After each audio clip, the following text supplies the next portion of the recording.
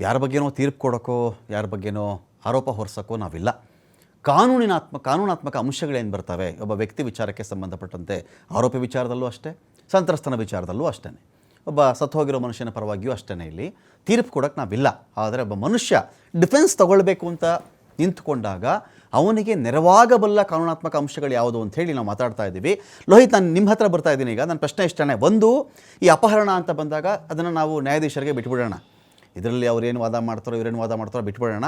ಇದರಲ್ಲಿ ಯಾರೋ ಸಂಚು ಮಾಡಿ ಕರ್ಕೊಂಬಂದಿದ್ರು, ಅವನಿಗೆ ಹೊಡೆದ್ರು ಬಡಿದ್ರು ಅಂತ ಇದ್ದರೆ ಸಾಕ್ಷಿ ತೋರಿಸ್ಬೇಕಾಗತ್ತೆ.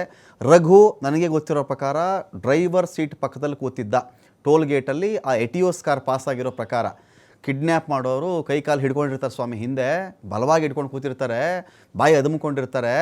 ರಘು ಮುಂದೆ ಕೂತ್ಕೊಂಡು ಜಾಲಿಯಾಗಿ ಇಬ್ಬರು ಮಾತಾಡ್ಕೊಂಡು, ಇಬ್ಬರು ದುರ್ಗದವ್ರೆ ಸ್ವಾಮಿ, ಇಬ್ಬರು ದುರ್ಗದವ್ರೆ, ಚೆನ್ನಾಗಿ ಕತೆ ಕಟ್ಟಿ ದಾರಿಲಿ ಬರ್ತಾ ತಟ್ಟೆ ಇಡ್ಲಿನೂ ತಿನ್ಕೊಂಬಂದಿದ್ದಾರೆ ಅವರು. ಇದೆಲ್ಲ ಸ್ಟೋರಿ ಮಾಡಿದ್ದಾರೆ. ಅಲ್ಲಿಗೇನಾಗುತ್ತೆ, ಒಂದು ಹಂತಕ್ಕೆ ಲೋಹಿತ್ ತೀರ್ಪು ಅಂತ ನಾನು ಹೇಳಲ್ಲ, ಕಿಡ್ನ್ಯಾಪ್ ಸಂಚಿತ್ತು ಅಂತ ನೀವು ಪ್ರೂವ್ ಮಾಡೋದು ಕಷ್ಟ ಆಗಬಹುದು. ಜೊತೆಗೆ ಇಮ್ಮಿಡಿಯೇಟ್ ಪ್ರೊವೊಕೇಶನ್, ಮನೆ ಹತ್ರ ಬಂದಿದ್ರು, ಶೆಡ್ ಹತ್ರ ಹೋಗುವಂದೆ ಪವಿತ್ರ ಕಣ್ಣು ಬಿದ್ದುಬಿಟ್ಟಿದ್ದಾನೆ ಇವನು. ಯಾರು? ಇದೆ ರೇಣುಕಾಸ್ವಾಮಿ. ಕಳಿಸಬಾರದು ಕಳಿಸಿದ್ದ ಅಂತ. ಇಲ್ಲೇನಾಗುತ್ತೆ, ದರ್ಶನ್ ವಿಚಾರದಲ್ಲಿ ಏನೇ ಮಾತನಾಡೋಕ್ಕೆ ಶುರು ಮಾಡಿದ್ರು. ಹಾಗಾದರೆ ಒಂದು ವಾದ ಇದೆ ಲೋಹಿತ್, ನೀವು ಗಮನಿಸಿರ್ತೀರದನ್ನು. ಏನಂತ ಹೇಳಿದ್ರೆ, ಅವನ ಆ ಥರ ಫೋಟೋ ನಿಮ್ಮ ಹೆಂಡ್ತಿ ಕಳಿಸಿದ್ದಿದ್ರೆ, ನಿಮ್ಮ ಸಿಸ್ಟರ್ ಕಳಿಸಿದ್ದಿದ್ರೆ, ನಿಮ್ಮ ಮನೆಯವರು ಕಳಿಸಿದ್ದಿದ್ರೆ ಬಿಟ್ಬಿಡ್ತಿದ್ರಾ ನೀವು ಅಂತ. ಅಂದರೆ ಕೈಂಡ್ ಆಫ್ ಪ್ರೊವೊಕೇಶನ್ ಅದು ಅಂತ ಹೇಳಿ.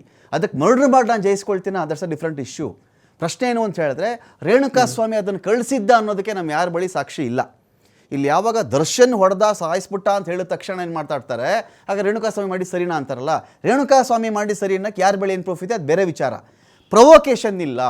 ಇನ್ನೇದು ಅನ್ಲಾಫುಲ್ ಅಸೆಂಬ್ಲಿ, ಅಕ್ರಮ ಒಂದು ಕೂಟ ಅಲ್ಲಿ ಸೇರಿಬಿಟ್ಟಿತ್ತು, ಕಾನೂನಿಗೆ ವಿರೋಧಿ ಕೂಟ ಸೇರಿತ್ತು ಅಂತೇಳಿ. ಯಾವ ಕೂಟ ಸ್ವಾಮಿ?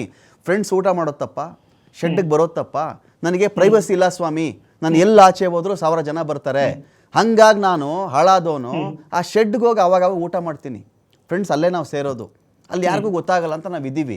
ಇದಕ್ಕೆ ಅನ್ಲಾಫುಲ್ ಅಸೆಂಬ್ಲಿ, ಅಲ್ಲೇನೋ ಮೆಗ್ಗರ್ ಇಟ್ಬಿಟ್ಟು ಸ್ವಾಮಿ, ಅಲ್ಲಿ 1000 ಗಾಡಿಗಳಿವೆ, ಅಲ್ಲಿ 1000 ಗಾಡಿಗಳಿವೆ, ರಿಪೇರಿ ಮಾಡೋಕ್ಕೆ ಕರೆಂಟ್ ಎಕ್ವಿಪ್ಮೆಂಟ್ಸ್ಗಳು ಬೇಕು ನಿಜ. ಅಲ್ಲಿ ಯಾವುದೋ ಪೇಂಟ್ ಮಾಡೋಕ್ಕೂ ಇಟ್ಟಿದ್ದೀವಿ, ರಿಪೇರಿ ಮಾಡೋಕ್ಕೂ ಇಟ್ಟಿದ್ದೀವಿ, ಪಾಲಿಷ್ ಮಾಡೋಕ್ಕೂ ಇಟ್ಟಿದ್ದೀವಿ ನಾವು. ಇವನೇನೋ ತಳ್ಳದಂತೆ, ಅವನೇನೋ ಹೊಡೆದಂತೆ, ಅದು ಯಾರೋ ಕರೆಂಟ್ ಮೇಲೆ ಬಿದ್ದುಬಿಟ್ಟಂತೆ, ಶಾಕ್ ಹೊಡೆದು ಬಿಡ್ತಂತೆ, ಸತ್ತೋಗ್ಬಿಟ್ಟಂತೆ. ಇದಕ್ಕೆ ದರ್ಶನ್ ಕಾರಣ ಅಂತೆ. ಹಿ ಮೇ ಟೇಕ್ ದಟ್ ಡಿಫೆನ್ಸ್ ಅಂತ ನಾನು ಹೇಳ್ತಿರೋದು. ಲೋಹಿತ್, ನಿಮ್ಮ ಆರ್ಗ್ಯುಮೆಂಟ್ ಪ್ಲೀಸ್. ಸರ್, ನನ್ನ ಆರ್ಗ್ಯುಮೆಂಟ್ ಇದು ಅಪಹರಣ ಅಂತ ಪ್ರೂವ್ ಮಾಡಕ್ಕೆ ಎಲ್ಲಾ ಡಾಕ್ಯುಮೆಂಟ್ಗಳು, ಎಲ್ಲಾ ಸರ್ಕಮ್ಸ್ಟೆನ್ಸ್ಗಳು ಇದಾವೆ.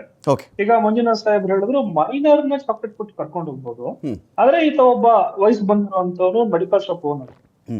ಆದ್ರೆ ನಾನು ಈ ಮರ್ಡರ್ ಕೇಸಲ್ಲಿ ಪ್ರೂವ್ ಮಾಡ್ಬೇಕಾಗಿರುವಂತದ್ದು ಇಂಟೆನ್ಷನ್ ಆನ್ ದಿ ಅಕ್ಯೂಸ್ಡ್. ಅವ್ರನ್ನ ನಂದೇ ಅಲ್ವಾ ಬರ್ಡನ್ ಪ್ರೂವ್ ಮಾಡ್ಬೇಕಾಗಿರುವಂತದ್ದು. ನನ್ನ ಕಾರೇ ಅಂದ್ರೆ ಒಬ್ಬ ಆರೋಪಿಯ ಕಾರ್ಯ ಬಂದು ಕರ್ಕೊಂಡು ಹೋಗಿದೆ. That is intention, it is interpretation.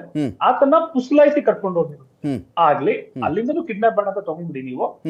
ಬೆಂಗಳೂರಿನಲ್ಲಿ ಶೆಡ್ ಆದ್ರೂ ಕೂಡ ಶೆಡ್ ಒಳಗಡೆ ಬರಲ್ಲ, ಅದ ಶೆಡ್ ನ ಅಟ್ಮಾಸ್ಫಿಯರ್ ಅಲ್ಲಿ ನೋಡಿ ರೇಣುಕಾಸ್ವಾಮಿ ನಾನು ಬರಲ್ಲ ಅಂತ ಹೇಳಿದ್ರು ಕೂಡ ಫೋರ್ಸಬಲ್ ಹೇಳ್ಕೊಂಡು ಹೋಗೋದು ಕೂಡ ಕಿಡ್ನಾಪ್ ಅಂತ ಆಗುತ್ತೆ. Because it is amounted to death.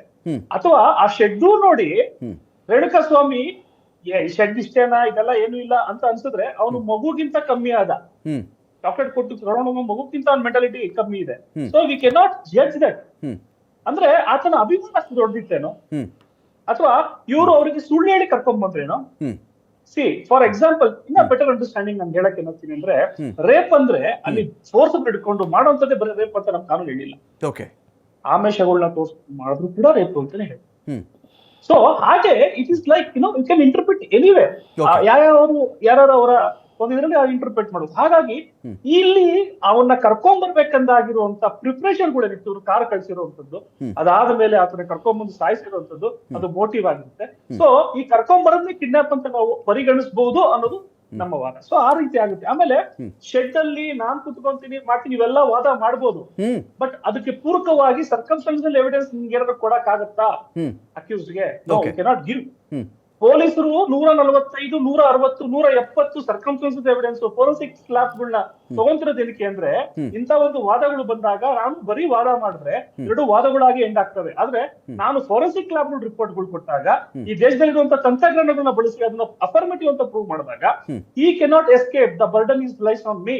So ನಿನ್ನ ಒಂದೊಂದು ನೋಟಕ್ಕೂ, ನಿನ್ನ ಒಂದೊಂದು ಆಟಕ್ಕೂ, ನಿನ್ನ ಒಂದೊಂದು ಚಲನವಲನಕ್ಕೂ ಕೂಡ ನಾನು ಪೂರಕವಾಗಿ ಸರ್ಕಮ್ಸ್ಟೆನ್ಸಸ್ ಎವಿಡೆನ್ಸ್ ನ ಕೊಡ್ತಾ ಇದ್ದೀನಿ. ದಟ್ ಸರ್ಕಮ್ಸ್ಟೆನ್ಸಸ್ ಪ್ರೂವ್ ದಟ್ ನಿನಗೆ ಮೋಟಿವ್ ಕೊಲೆ ಮಾಡದೇ ಇತ್ತು. ನೀನು ಆ ರೇಣುಕಾ ಸ್ವಾಮಿಯನ್ನ ಬಿಟ್ಟು ಬೇರೆ ಯಾರೋ ಪ್ರಭುಲಿಂಗ ಸ್ವಾಮಿಯನ್ನ ಕರ್ಕೊಂಡ್ ಬಂದಿಲ್ಲ ನಿನ್ನ ಶೆಡ್ಡಿಗೆ ಅಭಿಮಾನಿಯಾಗಿ, ಅಥವಾ ಯಾರೋ ಒಬ್ಬ ಶೆಡ್ಡಿಗೆ ಬಂದ ತಕ್ಷಣ ನೀನು ಆತನ ಹೋಗಿ ನೋಡಿ ಮುದ್ದಾಡಿ ಬರಲ್ಲ. ನಿನಗೆ ಇಂಟೆನ್ಷನ್ ಆತನ ಕೊಲೆ ಮಾಡ್ಬೇಕಂತಿತ್ತು. ಯಾಕೆ ಅಂದ್ರೆ ಆತನ ಗೆಳತಿಗೆ ಅಸಭ್ಯವಾದ ಒಂದು ಮೆಸೇಜ್ ಕೊಡ್ತೀವಿ ಅಂತ ಒಂದು ಸೇಡಿನಲ್ಲಿತ್ತು. ಅವರ ಮೊಬೈಲ್ ನ ಸೀಸ್ ಮಾಡಿ ಅವನ ಮೋಟಿವ್ ಏನಿದೆಯಲ್ಲ, ಆತನ ಮೋಟಿವ್ ಈತ ಕಳಿಸೋದ್ರಿಂದಾನೇ ಆತ ಮೋಟಿವ್ ಆಗಿರುವಂತದ್ದು. ಹಾಗಾದ್ರೆ ಆತ ರೇಣುಕಾ ಸ್ವಾಮಿ ಮಾಡಿರುವಂತ ಆಕ್ಟ್ ಏನಿದೆ, ಆ ಕಾನೂನನ್ನ ಕೈ ತಗೊಂಡು ಸಾಯಿಸೋದನ್ನ ದೇಶ ನಿನ್ನ ಕೈಯಲ್ಲಿ ಕೊಟ್ಟಿಲ್ಲ. ಅದಕ್ಕೆ ಆದ ಕಾನೂನು ವ್ಯವಸ್ಥೆಗಳಿದ್ದಾವೆ, ಅದನ್ನ ನೀನು ಮಾಡಬಹುದಾಗಿತ್ತು. ವ್ಯಾಲಿಡ್ ಪಾಯಿಂಟ್ ಎಲ್ಲರೂ ಕೂಡ ಆತನ ಮೇಲೆ ವ್ಯಾಲಿಡ್ ಪಾಯಿಂಟ್. ಮಂಜುನಾಥ್ ಅವರೇ ಲೋಹಿತ್ ವಾದ ಇದನ್ನು ಯಾರೇ ಕೇಳಿದ್ರು ಕೂಡ ಅಲ್ಲಗಳಿಯಕ್ಕಾಗಲ್ಲ. You cannot deny. ಈಗ ಸಾಂದರ್ಭಿಕ ಸಾಕ್ಷ್ಯಗಳು are corroborative evidence, if I am not wrong, ಇದನ್ನ ಇಟ್ಕೊಂಡೇ ಒಂದು ಕೇಸನ್ನು, ಒಂದು ಮರ್ಡರ್ ಕೇಸನ್ನ ಬುಕ್ ಮಾಡೋಕ್ಕಾಗುತ್ತಾ, ಶಿಕ್ಷೆ ಕೊಡಿಸಬಹುದಾ ಅಂತ. ಇದು ಭಾಗ ಒಂದು ಬರುತ್ತೆ. ಒಬ್ಬ ಆರೋಪಿತ ಮ್ಯಾಕ್ಸಿಮಮ್ ಟ್ರೈ ಮಾಡ್ತಾನೆ, ನನಗೂ ಈ ಕೇಸ್ಗೂ ಸಂಬಂಧ ಇಲ್ಲ, ನಾನು ಇದರಲ್ಲಿ ಭಾಗಿಯಾಗಿಲ್ಲ. ಪಾಯಿಂಟ್ ನಂಬರ್ 1, ಅವನು ಅತ್ಯಂತ ಸ್ವಾರ್ಥಿಯಾಗಿರ್ತಾನೆ ಈ ಕೇಸಲ್ಲಿ. ನಾನೊಬ್ಬ ಆಚೆ ಬಂದುಬಿಟ್ರೆ ಸಾಕು ಅಂತ ಅವನ ಫಸ್ಟ್ ಮೋಟೋ. ಹೌದು ಸ್ವಾಮಿ, ಇವರೇನೋ ಹೇಳ್ತಿದ್ದಾರೆ ಸರಿ, ನಾನು ಹೊಡೆದಿಲ್ಲ ಸ್ವಾಮಿ, ನಾನು ಬಡ್ದಿಲ್ಲ. ಏನಿದು ಯಾವುದೋ ಸೆಕ್ಯೂರಿಟಿ ಒಳಗಡೆ ಬಂದಂತೆ ನಾನು ಪವಿತ್ರ ಗೌಡ ಜೀಪ್ ವ್ರ್ಯಾಂಗ್ಲರಲ್ಲಿ ನಾವು ಎಂಟ್ರಿ ಆಗಿಬಿಟ್ವಂತೆ, ಆಚೆ ಹೋಗ್ಬಿಟ್ವಂತೆ, ಇದೇನೋ ನಡೀತಾ ಇತ್ತು ಸ್ವಾಮಿ, ನಾವು ಇದೇನೋ ಬಂದ್ವಿ, ಅವಳಿಗೇನೋ ಶಾಪಿಂಗ್ ಇತ್ತು ಸ್ವಾಮಿ, ಶಾಪಿಂಗ್ ಅಂತ ಪವಿತ್ರ ಗೌಡ ನಾನು ಆಚೆ ಹೋದ್ವಿ. ಹೋಗಿ ಬರೋ ಅಷ್ಟರಲ್ಲಿ ಇವ್ರು ಏನು ಮಾಡಿದ್ರು ನನಗೇನೂ ಗೊತ್ತಿಲ್ಲ. 2 ದಿನಗಳಾದಮೇಲೆ ನನಗೆ ವಿಷಯ ಗೊತ್ತಾಯಿತು. ಪೊಲೀಸರು ಬಂದ್ರಲ್ಲ, ಯಾರೋ ಕಾಮಾಕ್ಷಿ ಪಾಳ್ಯದವರು, ಅನ್ನಪೂರ್ಣೇಶ್ವರ ನಗರದವರು, ಯಾರೋ DCP ಇದೆಲ್ಲ ಕಳಿಸ್ದಾಗ ಅಯ್ಯೋ ಈ ಥರ ಮಾಡಿಬಿಟ್ಟಿದ್ದಾರೆ ಅಂತ ಗೊತ್ತಾಯಿತು. ನಾನೇನು ಹಣ ಕೊಟ್ಟುಬಿಟ್ಟೆ, ಯಾರಿಗೋ 5-5 ಲಕ್ಷ ಫಿಕ್ಸ್ ಮಾಡಿಬಿಟ್ಟೆ, ಈ ಕಥೆ ಎಲ್ಲ ಹೇಳ್ತಿದ್ದಾರಲ್ಲ, ಯಾರು ಸ್ವಾಮಿ ಕಂಡವ್ರು ಇದನ್ನು? ನಾನು ಹೊಡೆದ ಪೆಟ್ಟಿನಿಂದನೇ ಅವನು ಸತ್ತೋದ ಅಂತ ಯಾರಿಗೂ ಗೊತ್ತು. ಸರಿ, ನಾನು ಶಾಪಿಂಗ್ ಹೋಗಿದ್ದು ನಿಜ, ಮತ್ತೆ ಆ ಕಡೆಯಿಂದ ಬಂದಿರೋದು ನಿಜ. ಅಷ್ಟರಲ್ಲಿ ಇವನು ಸತ್ತೋದ ಅಂತ ಸೆಕ್ಯೂರಿಟಿ ರೂಮಲ್ಲಿ ಬಾಡಿ ಹಾಕ್ಬಿಟ್ಟಿದ್ರಂತೆ ಸ್ವಾಮಿ ಇವರು. ಏನರು ಆಯ್ತೇನೋ ಊಟ ಅಂತ ಹೇಳಿದೆ, ಆಯ್ತಣ್ಣ ಅಂತ ಹೇಳಿದ್ರು. ಗಾಬರಿಗೆ ಯಾರು ಮಾತಾಡೇ ಇಲ್ಲ ನನಗೆ. I am an innocent fellow ಸ್ವಾಮಿ. ಇದರಲ್ಲಿ ಇದಕ್ಕೆ ಯಾವ ಕೊರಾಬರೇಟಿವ್ ಎವಿಡೆನ್ಸು? ನೋಡಿದ್ರೆ ಸ್ವಾಮಿ, ನೀವು ಪಟ್ಟಣಗೆರೆ ಶೆಡ್ಡಿಗೆ ಬಂದ್ರಲ್ಲ ಇವರೆಲ್ಲರೂ, ಪ್ರತಿಯೊಬ್ಬ ಮನುಷ್ಯ ಕೂಡ ಕುಂಟ್ತಾ ಇದ್ದ ಸ್ವಾಮಿ, ಪ್ರತಿಯೊಬ್ಬನೂ ಕುಂಟ್ತಾ ಇದ್ದ. ಚೆನ್ನಾಗಿ ಹೊಡೆದಿರಬೇಕು, ಬಡ್ದಿರಬೇಕು ಸ್ವಾಮಿ. ಕುಂಟುತ್ತೆ ಇನ್ನೇನು ಮಾಡ್ತಾನೆ, ಬಾಯಿ ಬಿಡದೆ ಇನ್ನೇನು ಮಾಡ್ತಾನೆ? ಬರೀದಿರ ಸೈನ್ ಹಾಕ್ತೀರಾ? ಇವರು ಬಿಡ್ತಿದ್ರ ಅವ್ರನ್ನ? ಇವ್ರಿಗೆ ಬೇಕಿರೋ ಹೇಳಿಕೆಗೋಸ್ಕರ ಅವ್ರಿಗೆ ಹೊಡೆದಿರೋದು. ಅವ್ರು ಏನು ಹೇಳಬೇಕು ಅಂತಿದ್ರು ಅದಕ್ಕೆ ಅವಕಾಶ ಕೊಟ್ಟಿಲ್ಲ ಅಂತ ಡಿಫೆನ್ಸ್ ತೊಗೊಳ್ತಾರೆ ದರ್ಶನ್. ಅವಾಗೇನು ಸರ್ ಇದು? ನೋಡಿ, ಇದರಲ್ಲಿ 302 ಇದೆ. ಓಕೆ, ಬಹಳ ಮುಖ್ಯವಾಗಿ ಬೇರೆ ಏನು ಸೆಕ್ಷನ್ಸ್ ಆಫ್ ಆರೋಪಗಳಿದೆ ಅದನ್ನೆಲ್ಲ ನಾವು ಆಮೇಲೆ ಯೋಚನೆ ಮಾಡೋಣ. ಬಹಳ ಮುಖ್ಯವಾಗಿ ಮರ್ಡರ್ ಕೇಸ್ ಇದು. ಯಾರನ್ನೇ ಕೇಳಿದ್ರು ಈ ಕೇಸನ್ನು ಏನು ಕೇಸ್ ಅಂದರೆ ಮರ್ಡರ್ ಕೇಸ್ ಅಂತ ಹೇಳ್ತಾರೆ. ಇದು ಒಂದು ಹೀನಿಯಸ್ ಅಫೆನ್ಸ್. ನಮ್ಮ ಲಾನಲ್ಲಿ ಹೀನಿಯಸ್ ಅಫೆನ್ಸ್ಗಳಲ್ಲಿ ಶಿಕ್ಷೆಯನ್ನು ಕೊಡುವಾಗ ಬಹಳ ದೊಡ್ಡ ಶಿಕ್ಷೆ ಅಂದರೆ ಜೀವಾವಧಿ ಶಿಕ್ಷೆ, ಅದಕ್ಕಿಂತಲೂ ದೊಡ್ಡ ಶಿಕ್ಷೆ ಅಂದರೆ ಮರಣದಂಡನೆ. 302 ಅಲ್ಲಿ ಮಾತ್ರ ಮರಣದಂಡನೆ ಕೊಡಕ್ಕೆ ಸಾಧ್ಯ. ಇನ್ನು ಯಾವ ಅಪರಾಧಗಳಲ್ಲೂ ಮರಣದಂಡನೆ ಕೊಡಕ್ಕೆ ಅವಕಾಶ ಇಲ್ಲ. 302 ಹಾಗಾದ್ರೆ ಮರಣದಂಡನೆ ಫಸ್ಟ್ ಬಂದಿರೋದೇ 302 ಇದರಲ್ಲಿ. ಅದೇ 302 ಅಲ್ಲ, ಹಾಕೋದೇ ಅದು. ಯಾವುದು ಅತ್ಯಂತ ಸೀರಿಯಸ್ ಆಫ್ ಇದಿರುತ್ತೋ ಅದನ್ನ ಫಸ್ಟ್ ಹಾಕ್ತಾರೆ. ಅಂದ್ರೆ ಮುಖ್ಯವಾಗಿ ಅದರದ್ದು ಅಲೈಡ್, ಅದು ಅಲೈಡ್ ಅಫೆನ್ಸಸ್. 302 ಮರ್ಡರ್ ಆಗ್ಬಿಟ್ಟಿದೆ. ಇದನ್ನ ಮರ್ಡರ್ ಕೇಸ್ ಅಂತಾನೆ ನಾಮಿನೇಟೆಡ್ ಆಸ್ ಮರ್ಡರ್ ಕೇಸ್ ಒಂದು, ಇದನ್ನ ಕರೆಯೋದೇ ಮರ್ಡರ್ ಕೇಸ್ ಅಂತ. ಹಾಗಾಗಿ ಮರ್ಡರ್ ಕೇಸ್ಗಳನ್ನ ಕೇವಲ ಸಾಂದರ್ಭಿಕ ಸಾಕ್ಷಿಗಳ ಆಧಾರದ ಮೇಲೆ, only on the basis of circumstantial evidence can on accused B convicted. Can they life imprisonment B awarded ಅನ್ನುವಂಥ ಪ್ರಶ್ನೆ ತಾವು ಕೇಳಿದ್ರಿ. ಸಾಧ್ಯ ಇಲ್ಲ. ಬರೀ ಸರ್ಕಮ್ಸ್ಟೆನ್ಷಿಯಲ್ ಎವಿಡೆನ್ಸ್ ಅಲ್ಲೇ ಹೀನಿಯಸ್ ಅಫೆನ್ಸ್ ಅಲ್ಲಿ ಘೋರ ಶಿಕ್ಷೆಯನ್ನು ಕೊಡೋದಕ್ಕೆ ಸಾಧ್ಯ ಇಲ್ಲ. He is A part of it ಅಂತ ಹೇಳಿ. ಈಗ ನೋಡಿ, ಏನು ಆರೋಪಿಗಳು 18-19 ಜನ ಇದ್ದಾರೆ. ಮುಂದೆ ಒಂದು ಪಕ್ಷ ತೀರ್ಪು ಮುಂದೆ ಏನಾಗ್ಬೋದು ಅಂತ ನಾನು ಒಂದು ಊಹೆಯಿಂದ ಹೇಳ್ತೀನಿ. ಕೆಲವರಿಗೆ ಶಿಕ್ಷೆ ಆಗ್ಬೋದು, ಕೆಲವರಿಗೆ ಅದಕ್ಕಿಂತ ಕಡಿಮೆ ಶಿಕ್ಷೆ ಆಗ್ಬೋದು. ಕೆಲವರನ್ನ ಸಂಪೂರ್ಣವಾಗಿ ನ್ಯಾಯಾಲಯ ನಿರಪರಾಧಿಗಳು ಇದರಲ್ಲಿ ಅವ್ರದ್ದೇನು ಭಾಗ ಇಲ್ಲ ಅವರು ಕೊಡಬಹುದು ಅಂತ ಬಿಟ್ಟು ಕಳಿಸ್ಬೋದು. Okay, acquitted. ಸಾಮಾನ್ಯವಾಗಿ ದೊಡ್ಡ ಮಾಸ್ ಕೇಸ್ಗಳಲ್ಲಿ ಎಲ್ಲರಿಗೂ ಒಂದೇ ತರ ಯೂನಿಫಾರ್ಮ್ ಗಲಿಗೇರಿಸ್ಬಿಡಿ ಅಂತ ಹೇಳಲ್ಲ, ಆಗಲ್ಲ. ಎಲ್ಲರಿಗೂ ಯೂನಿಫಾರ್ಮ್ ಪನಿಷ್ಮೆಂಟ್ ಆಗಲ್ಲ. ಅದು ಅವರವ್ರ ಕಾಂಟ್ರಿಬ್ಯೂಷನ್ ಟು ದಿ ಅಫೆನ್ಸ್ ಏನಿರುತ್ತೋ, ಏನು ಕಾಂಟ್ರಿಬ್ಯೂಷನ್ ಇಲ್ಲ. ಈಗ ಎಲ್ಲೋ ಒಂದು ಕೊಲೆ ಆಗುತ್ತೆ, ನಾನು ಬೇರೆ ಕಾರಣಕ್ಕೆ ಹೋಗಿ ಅಲ್ಲಿ ಇರ್ತೀನಿ, ನನ್ನನ್ನು ಪೊಲೀಸ್ನವರು ಅಪಾದಿತನ ಮಾಡಿರ್ತಾರೆ, ನನಗೇನು ಗೊತ್ತಿಲ್ಲ, ನನ್ನ ಗಣ್ಯದಗಡೆ ನಡೆದ್ಬಿಡುತ್ತದು. I have not participated, I have no intention, I was only by accident I was there ಅಂದಾಗ ನನ್ನನ್ನು ಬಿಡುಗಡೆ ಮಾಡಿ ಕಳಿಸ್ತಾರೆ. ಈ ಮನುಷ್ಯ ಅಲ್ಲ. ಆ ರೀತಿಯ ಒಂದು ಥಿಯರಿಯನ್ನು ನಾವು ನೋಡಿದಾಗ ಏನಾಗುತ್ತೆ ಅಂತ ಹೇಳಿದ್ರೆ, ಇಲ್ಲಿ ಬರ್ಡನ್ ಸರ್ಕಮ್ಸ್ಟೆನ್ಷಿಯಲ್ ಎವಿಡೆನ್ಸ್ ಆಧಾರದ ಮೇಲೇನೆ ಒಂದು ಕೋರ್ಟು ಒಂದು ತೀರ್ಮಾನಕ್ಕೆ ಬಂದು ಶಿಕ್ಷೆಯನ್ನು ಮಾಡಲಿಕ್ಕಾಗಲ್ಲ. ಇನ್ನು ಬಹಳ ಈ ಸಂದರ್ಭದಲ್ಲಿ ಹೇಳ್ಬಿಡ್ತೀನಿ, ಇನ್ನು ಮರಣದಂಡನೆಯಂಥ ಘೋರ ಶಿಕ್ಷೆಯನ್ನು ಕೊಡುವಂಥ ವಿಚಾರದಲ್ಲಿ ಜನರಲ್ಲಿ ಸಾಮಾನ್ಯವಾಗಿ ಈ ಬಗ್ಗೆ ಒಂದು ಗೊತ್ತಾಗಬೇಕು. ಯಾವ ಕೆಲಸಗಳಲ್ಲಿ, ಯಾವ ಕೇಸ್ಗಳಲ್ಲಿ ಮರಣದಂಡನೆಯನ್ನು ಕೊಡ್ತಾರೆ, ಯಾವ ಕೇಸಲ್ಲಿ ಮರಣದಂಡನೆಯನ್ನು ಕೊಡೋದಿಲ್ಲ ಅಂತ.